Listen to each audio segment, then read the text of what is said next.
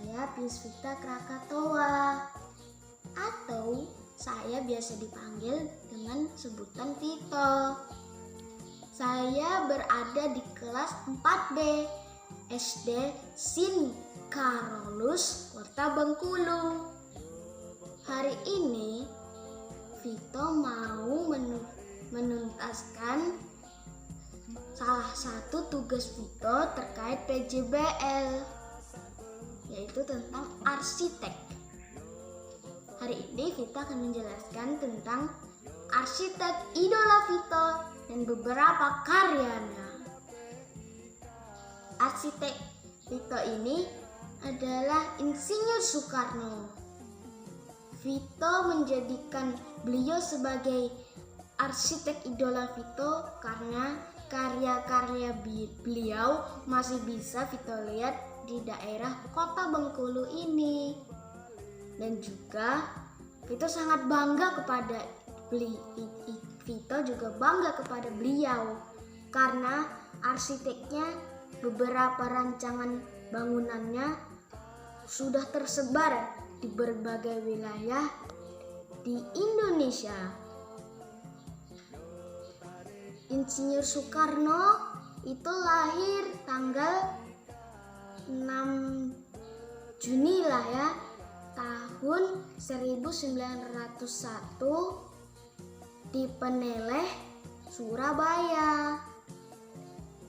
Dan beliau meninggal tahun 1970 di mana ya?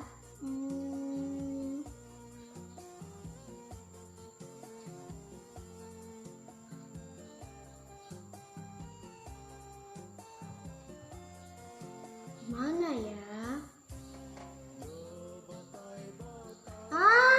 Yaitu tanggal 21 Juni 1970 di Rumah Sakit Pusat Angkatan Darat Gatot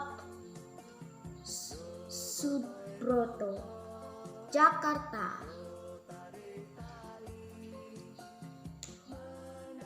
Selain sebagai Presiden pertama Republik Indonesia, ternyata Pak Karno atau ia lebih sering dipanggil dengan Bung Karno adalah arsitektur yang sangat luar biasa.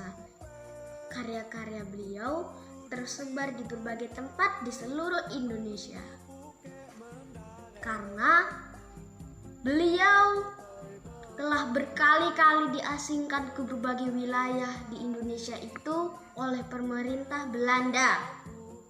Sehingga dalam waktu pengasingan itu, ia menjadikan waktu pengasingan itu menjadi waktu untuk membangun rumah dan membangun beberapa karyanya di sana.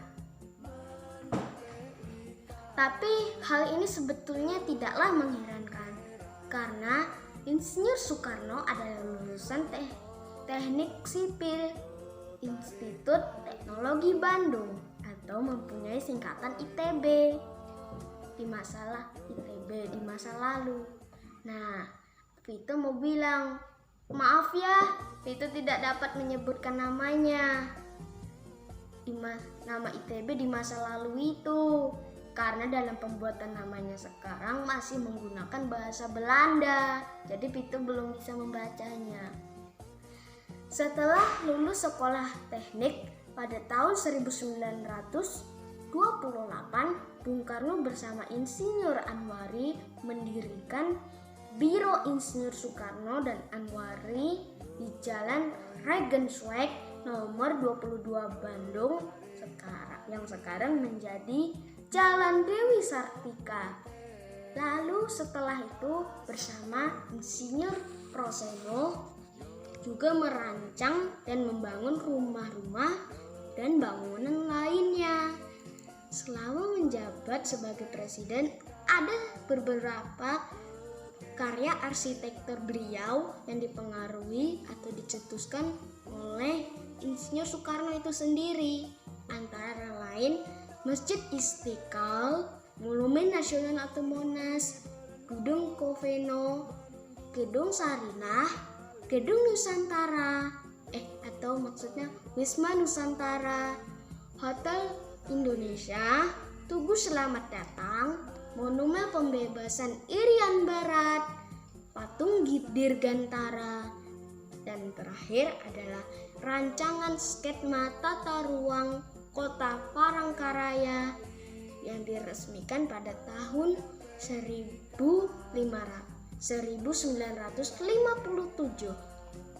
Pada zaman penjajahan Belanda, Insinyur Soekarno diasingkan ke Bengkulu sehingga itu karena waktu pengasingan itu cukup lama, itu menjadikan waktu yang menyempatkan beliau untuk merancang beberapa rumah dan merenovasi total Masjid Jami yang ada di kota Bengkulu ini, tepatnya berada di tengah kota.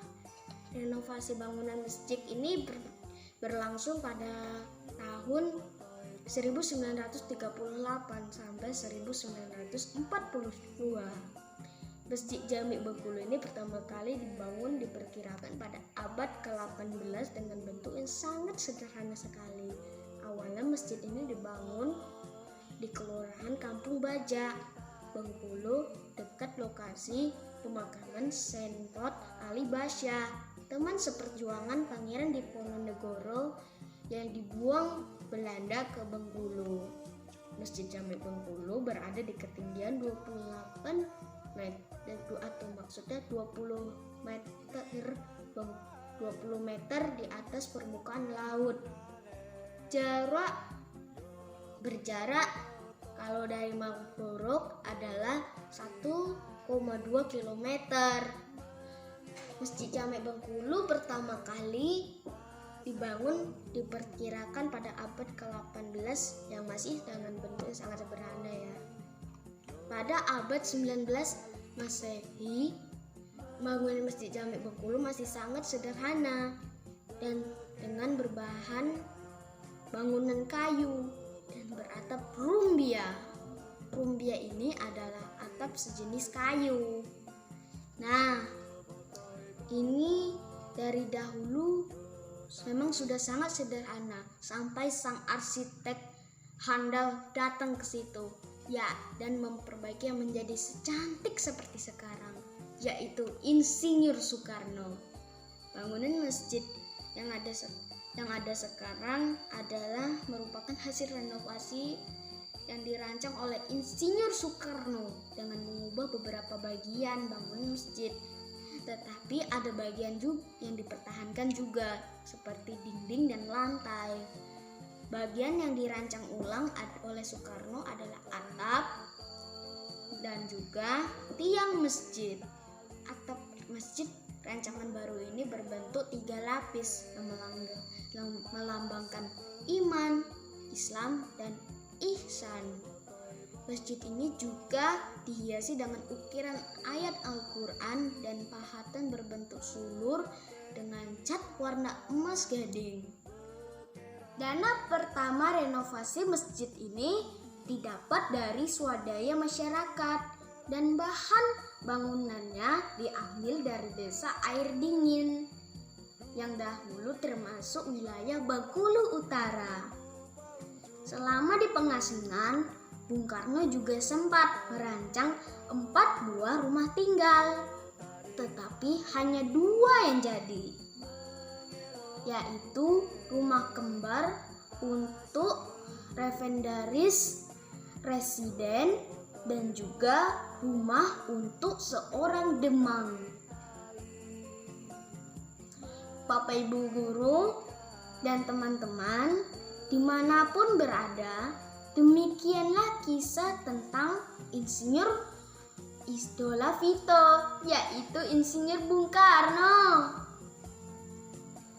Oh ya, gambar dan juga video yang Vito sertakan dalam video ini adalah Vito dapat dari internet. Terima kasih kepada Oom yang telah mengupload video tentang Masjid Jami di channel Sepenggal Info di YouTube. Terima kasih banyak ya Om. Dan juga kalau Bapak Ibu guru dan teman-teman ada yang pengen melihat bangunan karya Bung Karno di Kota Bengkulu, jangan lupa datang ya. Nanti Vito temani loh untuk berkeliling kota. Sekian, terima kasih. Dah, sampai jumpa.